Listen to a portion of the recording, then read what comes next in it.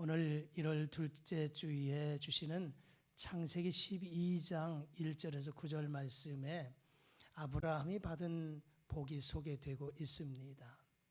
그래서 오늘 제목을 아브라함이 받은 복을 우리도 받읍시다 하는 제목과 함께 아브라함이 어떠한 사람이었기에 어떠한 믿음을 가지고 하나님 앞에 복을 받았기에 우리도 그 말씀 한번 상고해 보면서 우리도 그렇게 좀 살아들여서 아브라함이 받은 복을 우리도 좀 받아야 되겠다 하는 마음으로 상고해 봅니다.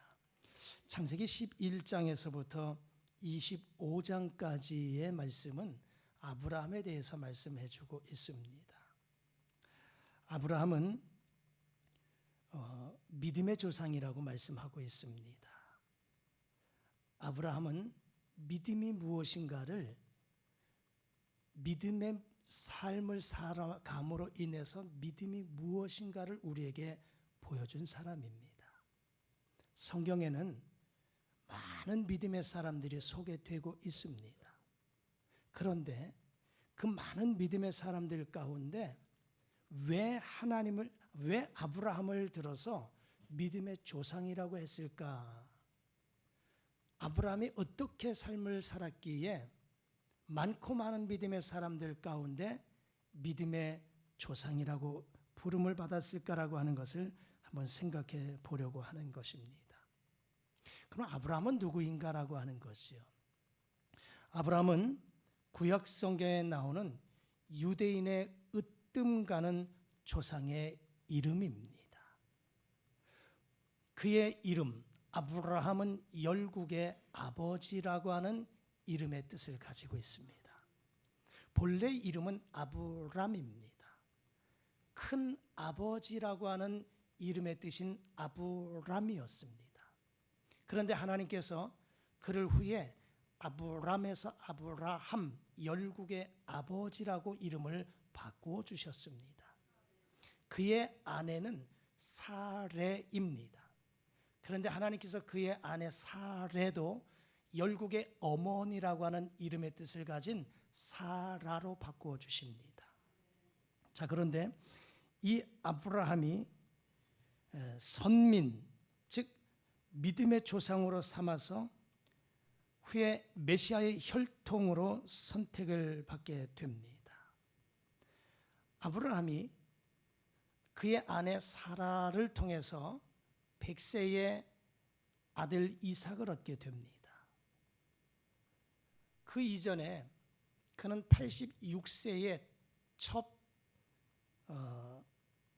하갈이라고 하는 첩에게서 이스마엘이라고 하는 아들을 얻게 돼요.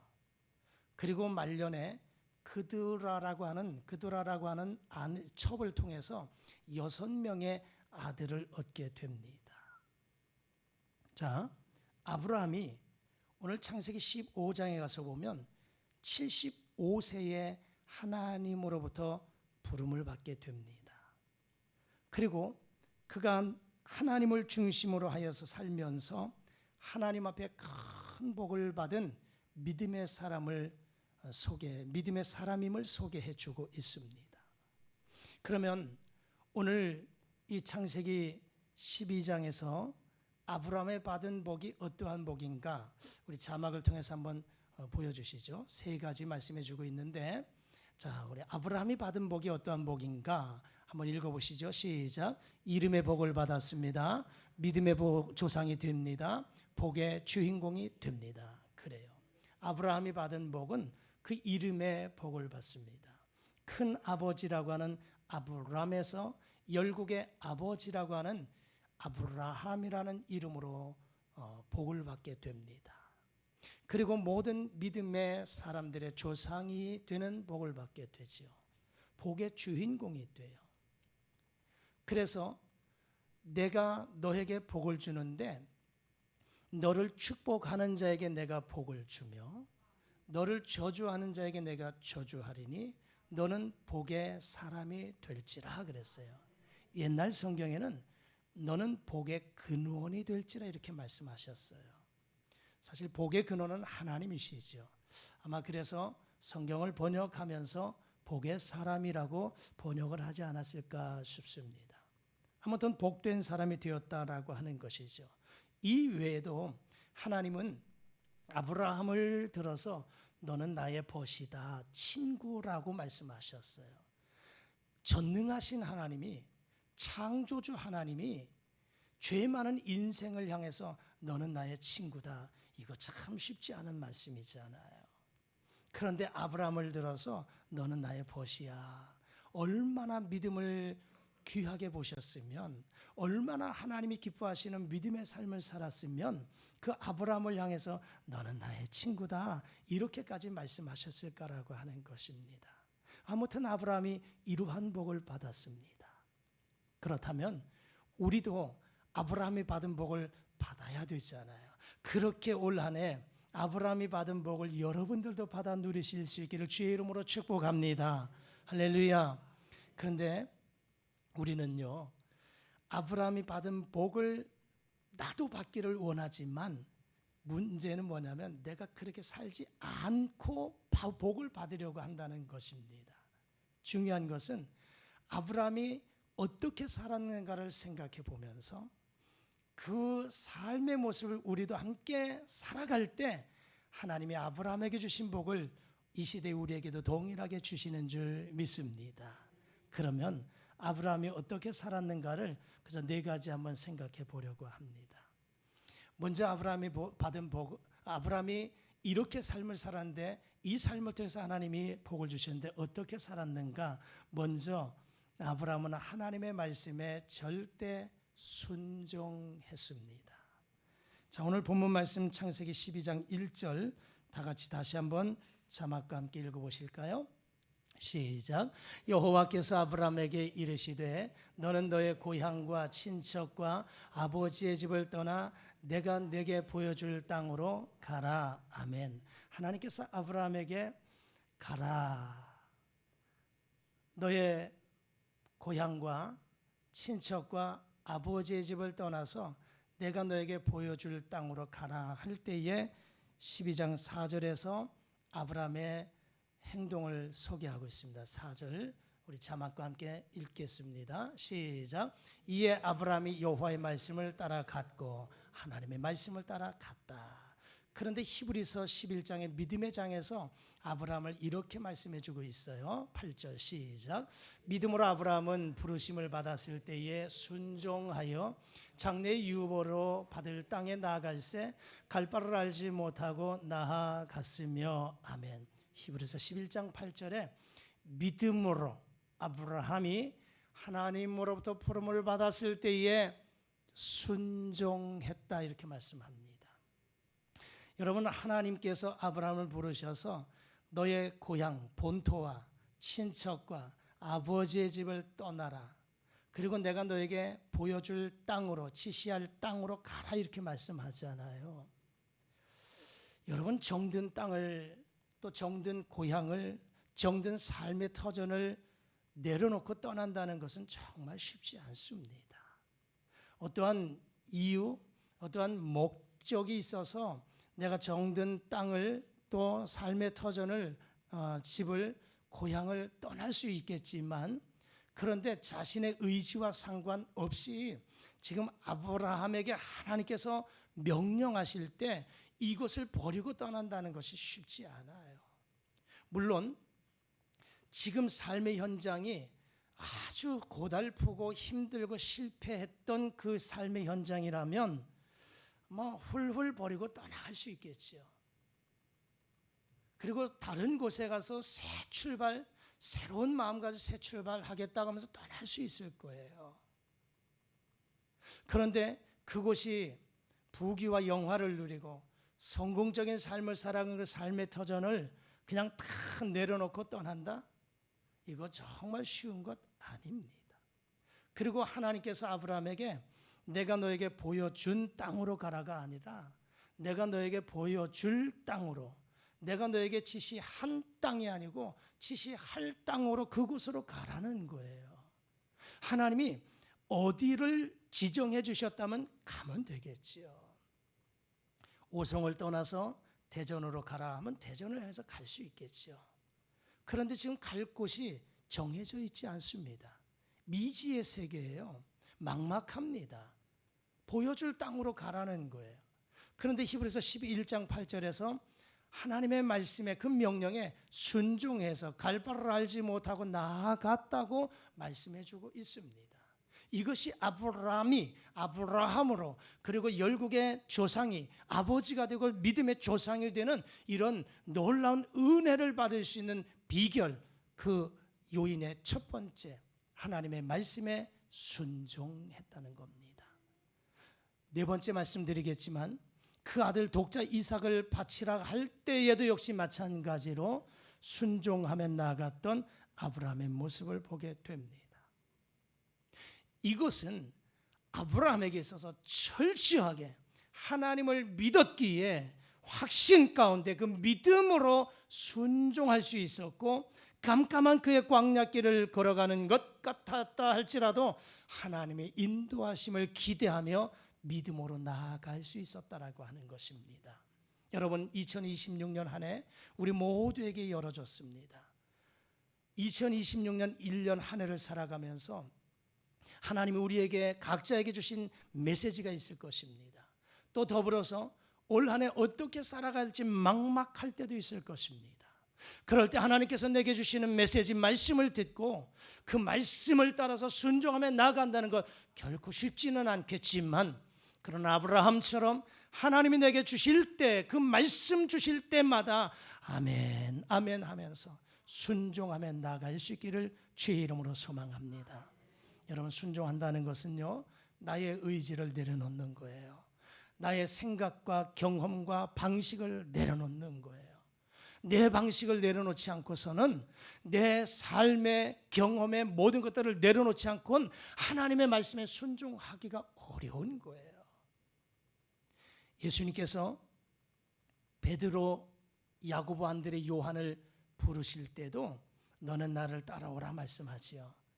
그런데 그들이 그물을 버려두고 그의 가족을 뒤로 하고 주님만 따라가는 것, 이거 쉽지 않잖아요. 쉽지 않습니다. 그러나 그들은 과감하게 버렸어요.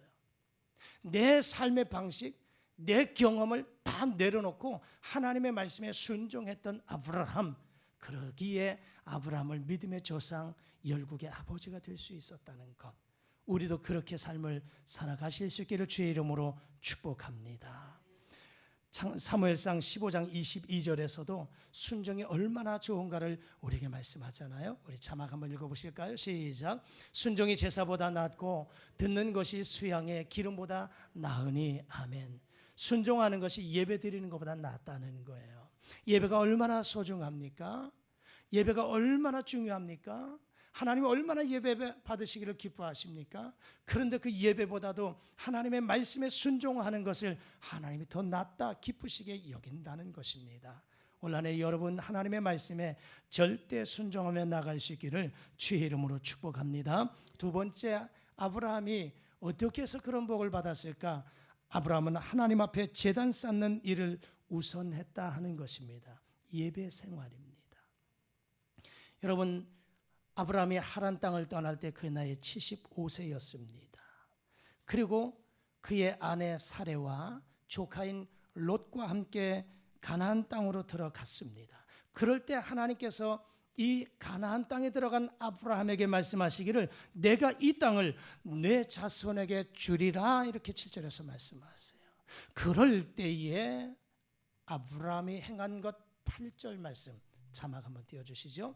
다 같이 읽겠습니다. 시작. 그가 그곳에서 여호와께 제단을 쌓고 여호와의 이름을 부르더니. 아멘. 이것이 아브라함의 아름다운 신앙의 모습입니다. 아브라함은요, 하나님께서 지시하시는 그곳으로 갔고 제일 먼저 행한 것은 그곳에서 하나님 앞에 제단 쌓고, 이건 예배입니다. 여호와의 이름을 불렀더라, 기도입니다.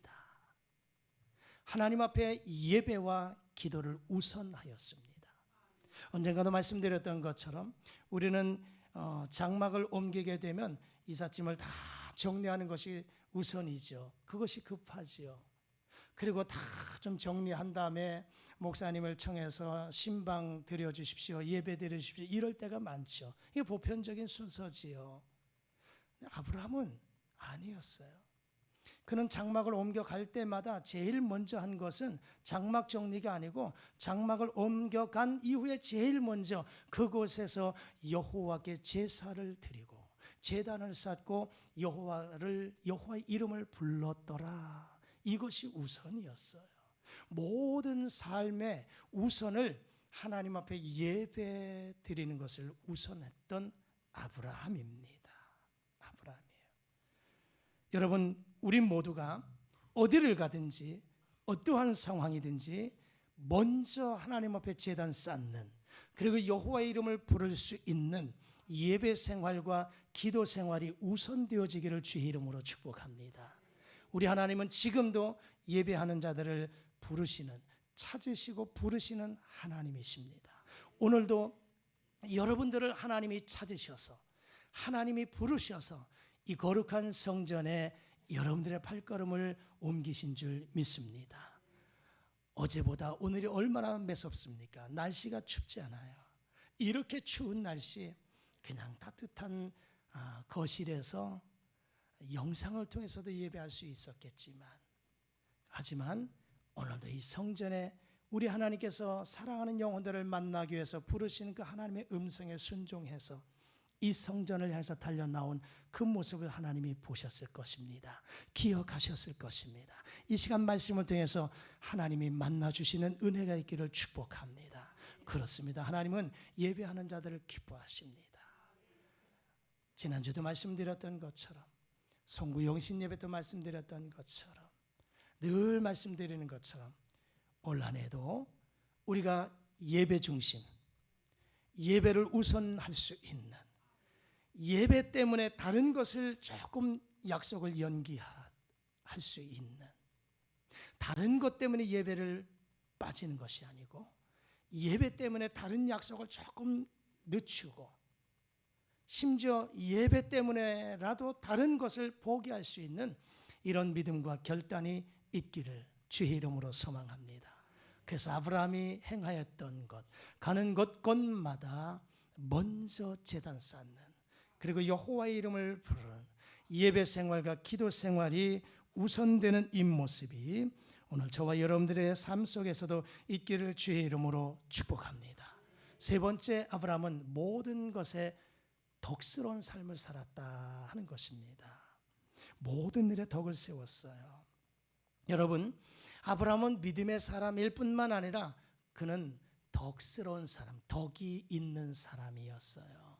13장, 창세기 13장에 가서 보면 하나님이 아브라함의 가정에 크게 복을 주세요. 그래서 아브라함이 가지고 있는 이 가축대들이 굉장히 많아집니다. 그리고 금, 은, 보화도 많게 해주십니다.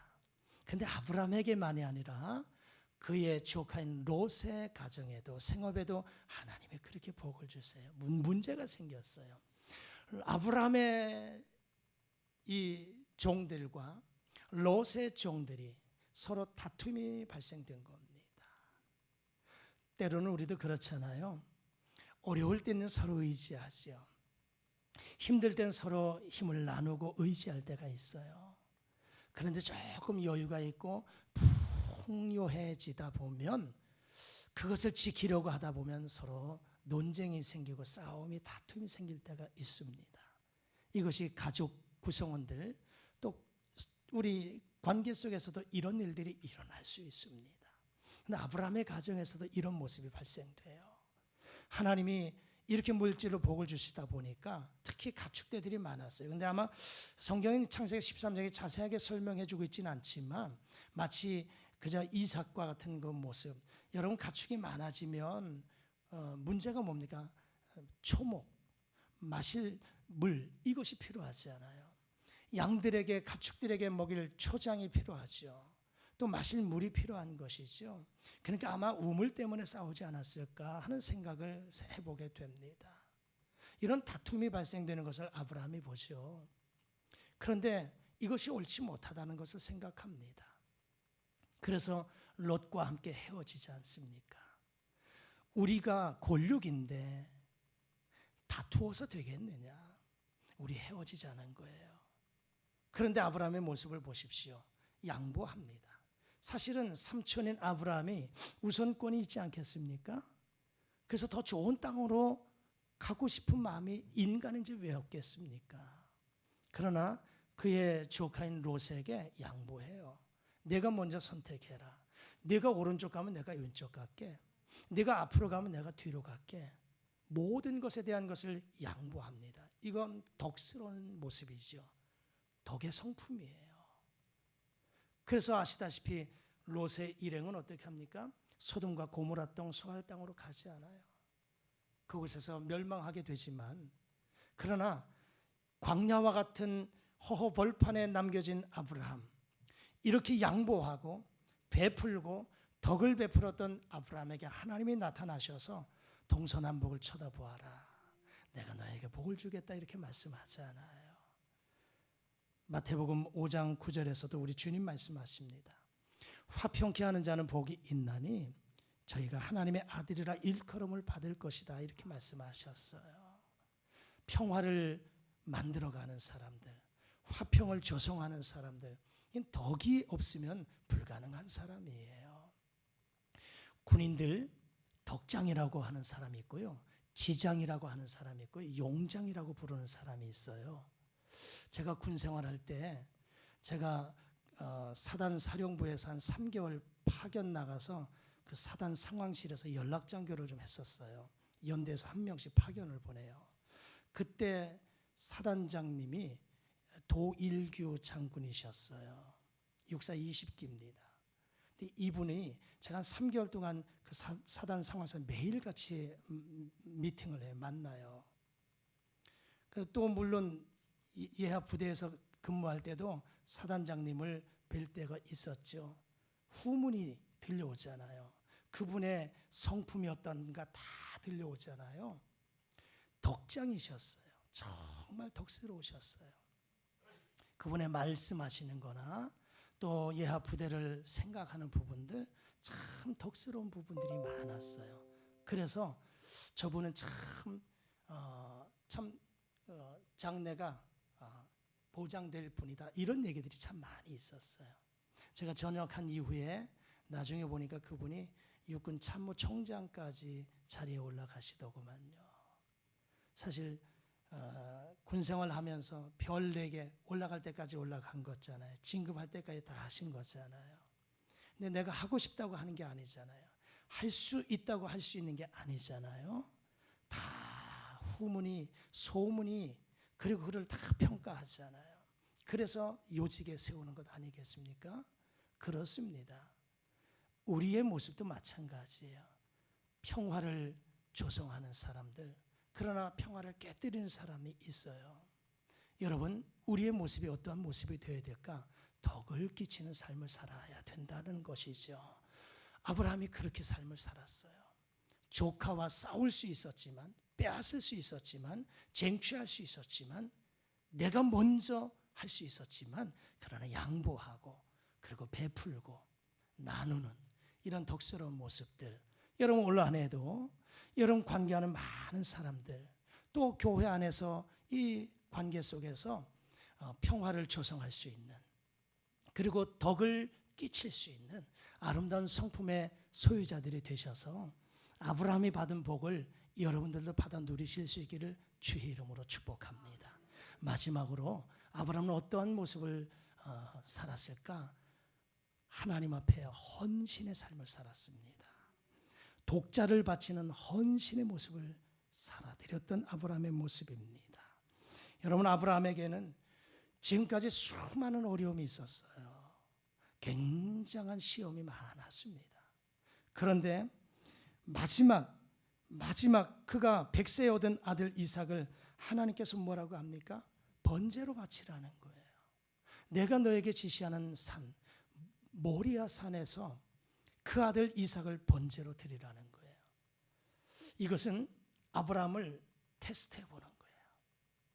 정말 네 아들 이삭, 정말 100세에 낳은 아들 이삭이니 얼마나 소중합니까? 얼마나 사랑스럽습니까? 그 아들보다도 나를 더 사랑하느냐? 그 세상의 어떤 것보다도 나를 더 사랑할 수 있겠느냐? 하나님이 마지막 그를 테스트하는 관문이지요. 레위기 1장에 보면 번제 제사에 대해서 자세하게 소개하고 있어요. 하나님 앞에 드리는 제사 가운데 번제는 어떻게 드리라 말씀하셨어요.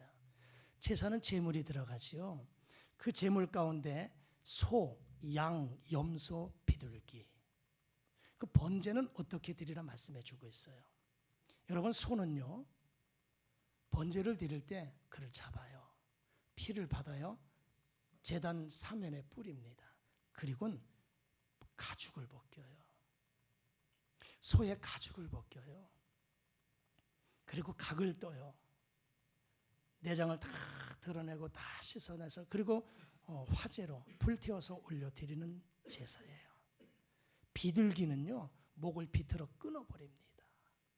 목을 비틀어 끊어요. 근데 하나님은 그 아들 이삭을 번제로 드리라는 거예요. 아버지가 양을 대신해서 그 아들 이삭을 잡아요. 그리고 소와 같은 경우는 가죽을 벗기라고 했으니 아버지가 그 아들 이삭의 가죽을 벗긴다는 게 이게 쉬운 겁니까? 비둘기 같은 경우는 목을 끊어버려야 되는데 그 아버지가 그 아들 이삭을 목을 비틀어서 끊을 수 있겠어요? 못하죠. 그런데 하나님은 그것까지도 요구하십니다. 그런데 아브라함은요, 고민하지 않아요. 이른 새벽에 3일 길을 걸어가요.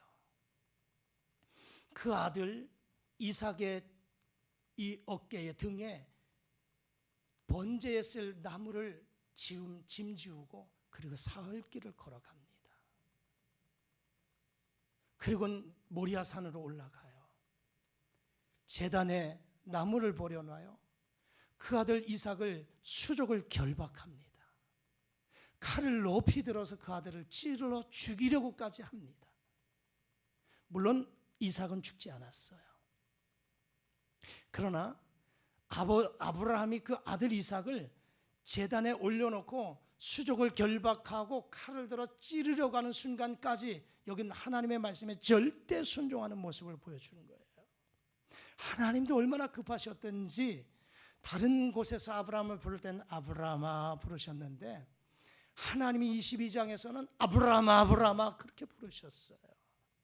얼마나 하나님도 다급하셨으면 하나님께서 아브라함아 아브라함아 됐다는 거예요. 그래서 그의 모습을 보시고 하나님은 이미 하나님 그 아브라함의 믿음을 익히 아셨던 것 같아요. 수양을 준비하셔서 그 수양을 대신하여 하나님 앞에 번제로 드리고 영광을 올려드렸던 모습을 보게 됩니다. 여러분 창세기 22장 12절에 가서 보면요, 내가 네 아들 너의 독자까지라도 내게 아끼지 아니하였으니 내가 이제야 비로소 내가 하나님을 경외하는 줄 알았다 그렇게 말씀하세요. 내가 이제야, 그 이제야라고 하는 단어 주목해 보셔야 돼요. 이것은요 하나님께 헌신할 만한 사건이에요. 하나님 앞에 헌신할 만한 사건을 아브라함은 보여드린 거예요. 그래서 내가 이제야 비로소 네가 나를 경외하는 줄 내가 알았다고 말씀하시는 거예요. 이렇게 그 독자까지 하나님 앞에 드릴 만한 헌신의 삶을 살았어요. 그래서 아브라함은 이런 복을 받은 거예요. 우리는 어떻습니까? 우리가 하나님 앞에 헌신하지요. 고백하며 충성하고 헌신합니다. 나름대로 정말 천사도 흠모할 만한 믿음 가지고 헌신하지요. 그런데 정말 하나님이 이렇게 너의 독자 이삭까지라도 바치라 할 때 그렇게 순종할 수 있는, 그렇게 헌신할 수 있는 믿음이 우리에게 있느냐라고 하는 것입니다. 여러분, 하나님 우리에게 복 주시기를 기뻐하시는 분이심을 믿습니다. 그런데 복의 원리를 알아야 돼요. 여러분, 열매를 얻으려면 종자를 심어야 돼요. 종자를 심어야 돼요. 마찬가지로 우리가 하나님으로부터 복을 얻으려면 믿음의 씨앗을 심어야 됩니다. 할렐루야. 믿음의 씨앗을 심어야 돼요. 물질의 복을 얻으려면 물질의 종자를 심어야 돼요.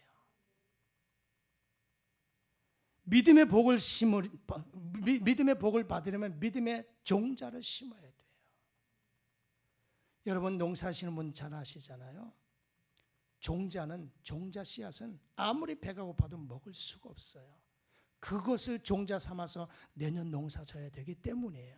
물론 요즘은 다 시장에 가면은 다 팔죠. 그래서 모종된 거 갖다 심으면 되지만 저 옛날 고향에서 그 어렸을 때 시골에서 농사하시는 부모님 보시면 그때는 그런 게 없었잖아요. 종묘상회가 없어서. 워낙 제가 시골에서 살아서 올 한 해 농사한 것 가운데 옥수수, 저 강원도 인제 사람이라 참 옥수수 감자 많이 보고 먹고 그랬어요. 그 농사 지으면 옥수수 좋은 녀석은 다 매달아 놔요. 내년도에 종자 삼으려고 매달아 놔요. 그것 안 먹어요. 배가 고파도 그거 안 먹어요. 그거 먹으면 내년에 심을 씨앗이 없어요. 물론 다른 데서 빌려서도 하겠죠. 그러나 농사하는 사람들은 저것은 씨앗이야. 저것 종자를 심어야 내년에 우리가 먹을 수 있어. 그거예요. 우리의 물질의 복을 받으려면 물질의 종자 심어야 돼요. 믿음의 복을 받으려면 믿음의 종자를 심으셔야 돼요. 이게 헌신입니다. 아브라함은 이러한 헌신이 있었기에 하나님으로부터 엄청난 복을 받았다라고 하는 것입니다. 말씀 정리합니다. 하나님께서는 아브라함을 복의 사람 되게 하셨고 복 주셨습니다. 아브라함은 신앙의 이 모든 것들을 믿음으로 살아들여서 열국의 아버지가 되게 하는 그런 큰 축복을 받았습니다. 어떻게 했기 때문에 그런 복을 받았을까? 4가지 오늘 말씀 참고해 보았습니다. 먼저 하나님의 명령에 절대 순종했다. 두 번째는 하나님 앞에 제단 쌓는 일, 예배와 기도 생활 우선했다. 세 번째는 모든 일에 덕을 세웠다. 네 번째, 그는 독자 이삭까지 드릴 수 있는 헌신의 삶을 살았다는 겁니다. 우리도 아브라함처럼 그렇게 살 수는 없을 수 있겠지만 그러나 아브라함이 받은 복을 기대하면서 우리도 아브라함이 살았던 그 모습을 우리가 최선을 다해서 한번 살아드림으로 올 한 해 여러분도 아브라함이 받은 복을 다 받아 누리는 축복의 한 해가 되시기를 주의 이름으로 축복합니다. 기도하십니다. 하나님 아버지, 2026년 올 한 해 주신 말씀 기억하면서 아브라함이 받은 복을 우리도 받아 누리게 도와 주옵소서. 열국의 아비가 되고 믿음의 조상이 되었던 이름의 복을 받았던 아브라함처럼 우리도 복을 받게 하옵소서. 하나님의 명령의 말씀에 절대 순종하게 하시고 하나님 앞에 제단 쌓는 일을 우선하게 하시며 모든 일에 덕을 세우고 헌신의 삶을 통해서 우리도 큰 복 받아 누리는 복된 한 해 되게 하옵소서. 예수님의 이름으로 기도드리옵나이다. 아멘.